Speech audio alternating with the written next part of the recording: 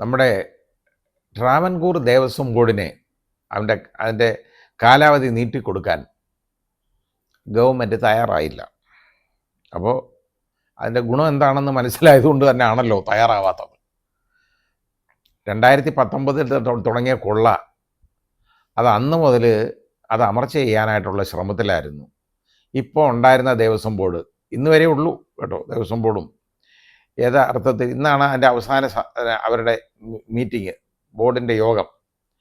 അവരേതായാലും ഇതും ആ യോഗവും കൂടെ അതോടുകൂടി അങ്ങ് തീരും. ഏതായാലും ഗവൺമെൻറ്റിന് മനസ്സിലായി യവന്മാർ നല്ല കൊള്ളാവുന്ന പുള്ളികളാണ്. അതുകൊണ്ട് എന്തായാലും അത് കാലാവധി നീട്ടിക്കൊടുത്തില്ല. ഇനി അതിന് പകരം നല്ല കുറേ ആളുകളെ ഇങ്ങോട്ട് കൊണ്ടുവരാം എന്നുള്ള രീതിയിലാണ്. അതെനിക്കും വളരെ ആശ്വാസമുള്ള ഒരു കാര്യമായിരുന്നു കേട്ടപ്പോൾ. കൊള്ളാവുന്ന ആളുകളെ ഇതിൽ കൊണ്ടുവന്നെങ്കിൽ നമ്മുടെ CPIയിലെ നേരത്തെ ഉണ്ടായിരുന്ന MLA ആയിരുന്നു, മന്ത്രിയായിരുന്ന ശ്രീ രാജുവിനെ, അദ്ദേഹത്തിനെ മെമ്പറായിട്ട് നോമിനേറ്റ് ചെയ്തിട്ടുണ്ട്. നല്ല കാര്യമാണ്. വളരെ സംശുദ്ധതയോടുകൂടി പ്രവർത്തിക്കുന്ന ഒരാളാണ് അദ്ദേഹം. എനിക്ക് വളരെ വ്യക്തിബന്ധമുള്ള ആളാണ്, എനിക്കറിയാം. അദ്ദേഹം ഒരഴിമതിക്കും കൂട്ടു നിൽക്കത്തില്ല, അങ്ങനെയുള്ള ഒരാളാണ്. അപ്പോൾ അദ്ദേഹം അതിലേക്ക് വരുന്നത് നല്ലതാണ്. പക്ഷേ അതിൻ്റെ ചെയർമാൻ സ്ഥാനം കൊടുത്തതിൽ ഞാൻ അതീവ ദുഃഖിതനാണ്. ശ്രീ ജയകുമാർ ഒരു മുൻ IAS ഉദ്യോഗസ്ഥനാണ്, റിട്ടയർഡ് IAS ഉദ്യോഗസ്ഥനാണ്. നമ്മുടെ കേരളത്തിൻ്റെ ചീഫ് സെക്രട്ടറിയൊക്കെ ആയിരുന്ന ആളാണ്. അപ്പോൾ അങ്ങനെ ഒരാളെയാണ് അതിൽ കൊണ്ടുവച്ചേക്കുന്നത്. അയാളെ എന്തിനാണ് ഈ കൊണ്ടുവന്നെന്ന് ചോദിച്ചു കഴിഞ്ഞാൽ എനിക്കൊരിക്കലും അതിന് ഉത്തരം പറയാൻ ഒക്കത്തില്ല. ഞാൻ മനസ്സിലാക്കിയിടത്തോളം ടോട്ടലി ഇന്നെഫിഷ്യൻ്റ് ആയിട്ടുള്ള ഒരാളാണ്. അയാൾ കറക്റ്റാണെന്ന് ഞാൻ പറഞ്ഞില്ല, എനിക്കതിനെക്കുറിച്ച് അറിഞ്ഞുകൂടാ. പക്ഷേ പറഞ്ഞു കേട്ടിട്ടുണ്ട്. അത് പറഞ്ഞു കേട്ടതെന്നൊക്കെ പറഞ്ഞു കഴിഞ്ഞാൽ ശബരിമലയിലെ മുൻ സ്പെഷ്യൽ കമ്മീഷണർമാരായിരുന്ന ആളുകളിലെ ഇന്ന് എനിക്ക് അന്നേ ഈ വിവരങ്ങൾ കിട്ടിയിട്ടുണ്ട്. ഈ ജയകുമാർ കുറേ വർഷങ്ങൾ ശബരിമലയിലെ ഹൈ പവർ കമ്മിറ്റി എന്ന് പറയുന്ന ഒരു കമ്മിറ്റിയുടെ തലവനായിരുന്നു. ഈ ഹൈ പവർ കമ്മിറ്റിയിൽ ഇരിക്കുമ്പോൾ അവിടെ ചെയ്തേക്കുന്ന ചില കാര്യങ്ങളുണ്ട്. ഒരു കാര്യം എന്നൊക്കെ പറഞ്ഞത്, അവിടെ ഒരു ബെയിലി പാലം അങ്ങ് നിർമ്മിച്ചു. അതായത് സന്നിധാനത്ത് നിന്ന് മരക്കൂട്ടത്തിലേക്ക് പോകാനുള്ളതാണ്. അതായത് ഇവിടെ വന്ന് തൊഴുന്ന ആളുകൾ ആ പാലം വഴി കയറി മരക്കൂട്ടത്തിലേക്ക് എത്തണം. പക്ഷേ അത് നിർമ്മിച്ചപ്പോൾ തന്നെ അന്ന് പഞ്ചാപകേശൻ എന്ന് പറയുന്ന ഒരാളായിരുന്നു, അത് ഒരു അഡീഷണൽ ജില്ലാ ജഡ്ജി ആയിരുന്നു അവിടെ ശബരിമല സ്പെഷ്യൽ കമ്മീഷണറായിട്ട് നിയമിക്കപ്പെട്ടിരുന്നത്, ഹൈക്കോടതി നിയോഗിച്ചിരുന്നത്. ആ പഞ്ചാപകേശൻ വളരെ സ്ട്രിക്റ്റ് ആയിട്ടുള്ള ഒരു ഉദ്യോഗസ്ഥനാണ്. എനിക്ക് വളരെ അടുത്തറിയാവുന്ന ആളാണ്, എന്നോടൊപ്പം ഒരുപാട് നാൾ ജോലി ചെയ്തിട്ടുള്ള ആളാണ്. പഞ്ചാപകേശൻ ഇത് പറഞ്ഞു, ഇത് നല്ലതല്ല, ഇത് എതിർത്തതിന് ഈ ജയകുമാറിന് വലിയ വൈരാഗ്യമായി പഞ്ചാപകേശൻ്റെ കൂടെ. പഞ്ചാപകേശൻ പറഞ്ഞ് ഇത്രയും കാര്യമുള്ളൂ. കാരണം ഈ പാലത്തിൽ കയറി നിന്ന് തൊഴുന്നവർക്ക് അതൊക്കെ നല്ലതാ. ബെയിലി പാലത്തിൽ തൊഴുവാനൊക്കെയുള്ള സൗകര്യം അവിടെ നിന്നോട്ട് കിട്ടും. പക്ഷേ ഈ തൊഴുന്നവർക്ക് പ്രസാദം വാങ്ങിക്കാതെ വീട്ടിൽ പോകാൻ പറ്റുമോ? അവർ നേരെ മരക്കൂട്ടത്തിൽ പോയാൽ അവർക്ക് പ്രസാദം കിട്ടത്തില്ല. അപ്പം ശബരിമലയിൽ വരുന്ന ഒരാൾ പ്രസാദം വാങ്ങിക്കാതെ അയാളെ വീട്ടിൽ ചെന്നാൽ വീട്ടുകാരെന്താ പറയും? ഇയാൾ എവിടെ പോയിരുന്നെന്ന് ചോദിക്കും. അങ്ങനെ ഒരു സംഭവമുണ്ട്. അപ്പോൾ ഇത് പഞ്ചാപകേശൻ പറഞ്ഞതോടുകൂടി അയാൾക്ക് വലിയ വൈരാഗ്യമായി പഞ്ചാപകേശനോട്. ഏതായാലും ആ പാലം ഇപ്പം നോക്കൂത്തിയായിട്ട് നിൽക്കുകയാണ്, യാതൊരു ഉപയോഗവുമില്ല. ഏതാണ്ട് 40 കോടി രൂപയോളം അതിന് ചിലവാക്കിയിട്ടുണ്ടെന്നാണ് പറയുന്നത്. അത് അഴിമതിയല്ലേ? ചോദിച്ചു അത് നോക്കിക്കോളൂ, അത് അഴിമതിയല്ലേ? ഉപയോഗമില്ലാത്ത ഒരു സ്ട്രക്ചർ ഇതുപോലെ ഉണ്ടാക്കി വെക്കുക എന്ന് പറഞ്ഞാൽ അത് അഴിമതിയല്ലേ? അതേപോലെ തന്നെയാണ് Nilakkal state farming corporation of Kerala limited. ഞാൻ അവരുടെ ലീഗൽ അഡ്വൈസറായിട്ട് ഇരുന്നിട്ടുണ്ട് ഒരുപാട് വർഷങ്ങൾ. അവരുടെ നിലയ്ക്കൽ എസ്റ്റേറ്റ്, അതിൽ നിന്നൊരു 300 ഏക്കർ ഇവിടെ ഈ നിലയ്ക്കൽ പാർക്കിംഗ് ഏരിയയ്ക്ക് വേണ്ടി ഏറ്റെടുത്തു. നല്ല റബ്ബർ മരങ്ങൾ 8 വർഷം പ്രായമുള്ളൂ. അതായത് ടാപ്പ് ചെയ്ത് തുടങ്ങിക്കഴിഞ്ഞ റബ്ബർ മരങ്ങളാണ്. ഒരു ദിവസം ലക്ഷക്കണക്കിന് രൂപയുടെ ലാറ്റക്സ് കിട്ടുന്നതാണ്.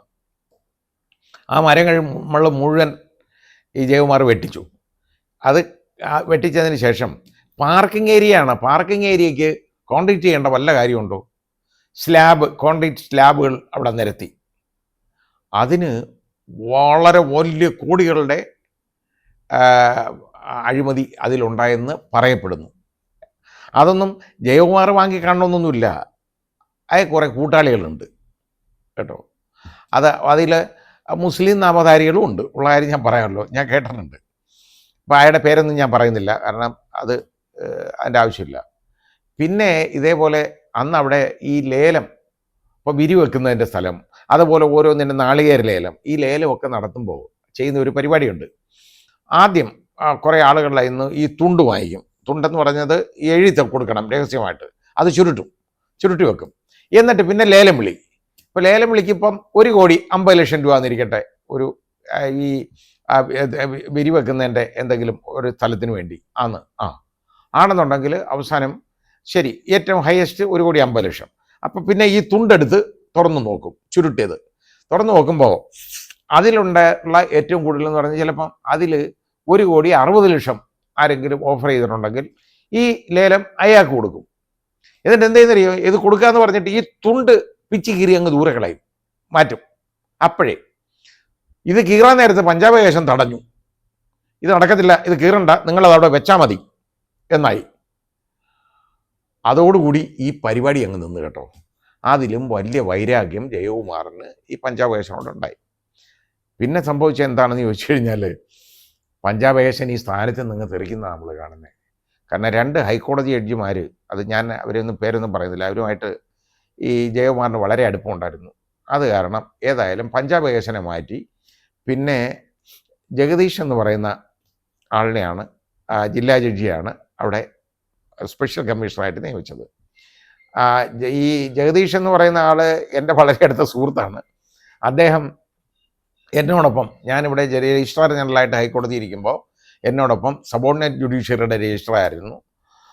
പിന്നെ അദ്ദേഹം, ഞാൻ പോയി കഴിഞ്ഞിട്ട് ഞാൻ ഹൈക്കോടതി ജഡ്ജി ആയി കഴിഞ്ഞപ്പോൾ അദ്ദേഹം രജിസ്ട്രാർ ജനറൽ ആവുകയും ചെയ്തു. അപ്പോൾ ആ രീതിയിൽ ഉള്ള ഒരു അടുപ്പം ഞങ്ങൾ തമ്മിലുണ്ട്. അപ്പം ഞാനിത് മനസ്സിലാക്കിയിടത്തോളം ടോട്ടലി ഇന്നെഫിഷ്യൻ്റ് ആയിട്ടുള്ള ഒരാളാണ് ഈ ശ്രീ ജയകുമാർ. വലിയ കള്ളന്മാരുടെ ഇടയിലോട്ടാണ് ഈ ജയകുമാർ കടന്നു ചെല്ലേണ്ടത് ശബരിമലയിൽ. അപ്പോൾ ജയകുമാർ അനങ്ങത്തില്ല, അവിടെ നടന്ന എന്തെങ്കിലും നടന്നോളും, അയാൾക്കൊന്നും അവിടെ ചെയ്യാൻ ഒക്കത്തില്ല. മാത്രമല്ല ഒരുപാട് വയസ്സ് കഴിഞ്ഞു പോയി. കവിത എഴുതുന്ന ആളാണ് അയാൾ, അത് നല്ലതാണ്, നല്ല പാട്ട് എഴുതും കേട്ടോ. വടക്കൻ വീരകഥയിലെ ആ സിനിമയിലെയൊക്കെ പാട്ടൊക്കെ എഴുതിയിട്ടുണ്ട്, കൊള്ളാം, നല്ലതാണ്. അപ്പോൾ അതിനൊന്നും തർക്കമില്ല. പക്ഷേ ആ കവിത എഴുതുന്ന കാര്യത്തിൽ നല്ലതാണെന്ന് പറഞ്ഞുകൊണ്ട് ഒരു അഡ്മിനിസ്ട്രേഷനിൽ നല്ലതാണെന്ന് ഒരിക്കലും നമുക്ക് പറയാൻ ഒക്കത്തില്ല. ചീഫ് സെക്രട്ടറി ആയിട്ട് പോലും he cut A sorry figure യഥാർത്ഥത്തിൽ.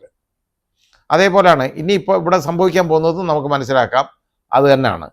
ഒന്നും സംഭവിക്കാൻ പോകുന്നില്ല, ഒരു കാര്യവും നേരെ നടക്കത്തില്ല. അതിനുള്ള കഴിവ് അദ്ദേഹത്തിനില്ല. 75 വയസ്സായി. ചില ആളുകളുണ്ടല്ലോ, ഈ സർവീസ് അങ്ങോട്ട് കഴിഞ്ഞു കഴിഞ്ഞാലും ഇവർക്ക് ഈ അധികാര കൊതി എന്ന് പറയുന്നത് വളരെ വലുതാണ്. അധികാര കൊതി അവരെ വിട്ടൊഴിയത്തില്ല. അധികാര കൊതി എന്ന് പറഞ്ഞു കഴിഞ്ഞാൽ ഇപ്പോൾ ജഡ്ജിമാർ, ഹൈക്കോടതി ജഡ്ജിമാർ റിട്ടയർ ചെയ്തിട്ട് ഇരിക്കും. 90 വയസ്സായാലും ഏതെങ്കിലും ഒരു ഔദ്യോഗിക പദവി സ്വീകരിച്ച് അതിനകത്തിരിക്കും. അങ്ങനെ ഇരുന്ന് കഴിഞ്ഞാൽ എന്താ കാര്യം എന്നറിയാമോ, അവർക്കെല്ലാ പാരഫെർണേലിയൊക്കെ കിട്ടും. മാസം എല്ലാം കൂടെ ഒരു 4-5 ലക്ഷം രൂപയുടെ ഹൈക്കോടതി ജഡ്ജി എന്നുള്ള രീതിക്കുള്ള വരുമാനം വരും. അത് വേണ്ടാന്ന് വെക്കാൻ കമാൽ പാഷ പോലുള്ളവർ വേണ്ടാന്ന് വെക്കും, മണ്ടരായതുകൊണ്ട്. പക്ഷേ അല്ലാത്തവന്മാരത് വേണ്ടെന്ന് വെക്കത്തില്ല, എടുക്കും. എനിക്ക് ഇവരോടൊക്കെ പുച്ഛമാണ്. ഒരു ടേമൊക്കെ വാങ്ങിക്കുന്നവരെ നമുക്ക് മനസ്സിലാക്കാൻ പറ്റും. ഇത് കാലാകാലങ്ങൾ കാണുന്ന കമ്മീഷനുകളൊക്കെ വാങ്ങി ഇങ്ങനെ ഇരുന്ന് കാലം കഴിഞ്ഞു പോകുന്ന ആളുകളുണ്ട്.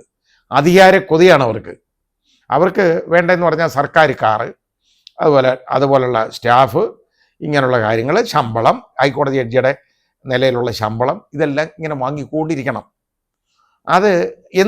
ഞാൻ പറയാൻ കാര്യം എന്താണെന്നറിയോ, ഇത് IAS കാരിലും കുറവല്ല. ആ കൂട്ടത്തിൽപ്പെടുന്ന ഒരു മഹാനാണ് ഈ ജയകുമാർ. അത് നമ്മുടെ ശ്രീ KM ഷാജഹാൻ ഒരു വീഡിയോ ചെയ്തിട്ടുണ്ട് ഇതിനെക്കുറിച്ച് കേട്ടോ, അതൊന്ന് കാണേണ്ടതാണ്. ഈ പറഞ്ഞിരുന്ന കാര്യങ്ങളൊക്കെ ഏതാണ്ട് സത്യമാണ്. ബാക്കി മലയാള സർവകലാശാലയിൽ അദ്ദേഹം വൈസ് ചാൻസലറായിട്ട് ഇരുന്നു, കുറേ നാൾ അങ്ങനെ അങ്ങ് പിടിച്ചു. അത് കഴിഞ്ഞ് അതിൻ്റെ ടേം കഴിഞ്ഞുണ്ടെ IMGയിലെ ഡയറക്ടറായിട്ട്, അതിൻ്റെ ഡയറക്ടറായിട്ട് ആയിരുന്നു ഇപ്പം ഇതുവരെ. ആ ഡയറക്ടർ പോസ്റ്റ് എന്ന് പറയുന്നത് എന്തെന്നറിയാം, ആ പോസ്റ്റ് യഥാർത്ഥത്തിൽ ഡയറക്ടർ ജനറൽ എന്ന് പറയുന്ന പോസ്റ്റാണ്, IASന്റെ കേഡർ പോസ്റ്റാണ്. പക്ഷേ അത് മറികടന്നുകൊണ്ട് ഇയാൾക്ക് കൊടുക്കാൻ വേണ്ടി അത് ഡയറക്ടർ എന്നുള്ളതാക്കി ഇയാൾ കൊടുത്തു. ഇയാൾ കഴിഞ്ഞ 6-7 വർഷമായിട്ട് അത് ഇരുന്ന് ഇങ്ങനെ വിലസുകയാണ്. അങ്ങനെ ഇരുന്നപ്പോഴാണ് IAS കേഡർ പോസ്റ്റ് ഇതുപോലെ മറിച്ചു കൊടുത്തു എന്നുള്ള രീതിയിൽ ഇതിനെ ചലഞ്ച് ചെയ്ത് അതിപ്പോൾ സംഭവം ട്രിബ്യൂണലിൽ കിടക്കുകയാണ്. അത് പ്രശ്നമാവും, അതങ്ങ് നഷ്ടപ്പെടും എന്ന് കണ്ടപ്പോൾ പുതിയ ലാവണം വേണം. അന്നേരമാണ് അദ്ദേഹത്തിന് ഈ ഇങ്ങനെ ഒരെണ്ണം വീണ് കിട്ടിയേക്കുന്നത്. ഇനിയും 4-5 വർഷം ബഹുക്ഷേമം, ഒരു കുഴപ്പമില്ല. എന്തിനാണ് ഇനിയും ഈ അയ്യപ്പ ഭക്തരെ ഇങ്ങനെ ഉപദ്രവിക്കുന്നത്? മിടുക്കരായ എത്രയോ ആളുകൾ വേറെയുണ്ട്, അവരെ ആരെയും കിട്ടത്തില്ലേ നിയമിക്കാൻ? ഇതേപോലെ റിട്ടയർ ചെയ്ത് ഒന്നും വയ്യാതിരിക്കുന്ന പല്ല് കൊഴിഞ്ഞ ആളുകളെയാണോ അവിടെ കൊണ്ടുവെക്കേണ്ടത്? ഞാൻ പറഞ്ഞതെന്ന് പറഞ്ഞാൽ എനിക്ക് ജയകുമാറിനടുത്ത ഒരു വിരോധമില്ല, പക്ഷേ പ്രയോജനം വേണ്ടേ അവിടെ കൊണ്ടുവെക്കുന്ന ആളുകളെ? ഞാൻ രാജുവിനെ കുറിച്ച് ഞാൻ പറഞ്ഞല്ലോ, ശ്രീ രാജു വളരെ നല്ല ആളാണ് അവിടെ വന്നേക്കുന്നത്, നല്ല കഴിവുള്ള ആളാണ്. അദ്ദേഹത്തിനെ ഇതിൻ്റെ ചെയർമാനായിട്ട് വെച്ചിരുന്നെങ്കിൽ വളരെ നന്നായിരുന്നേനെ. അത് ചെയ്തില്ലല്ലോ. അതിന് പകരം സർക്കാരിൻ്റെ പേരിലുള്ള പേരുദോഷം മാറ്റാൻ വീണ്ടും ശബരിമല സഹിക്കണം, അയ്യപ്പ പോകാൻ സഹിക്കും.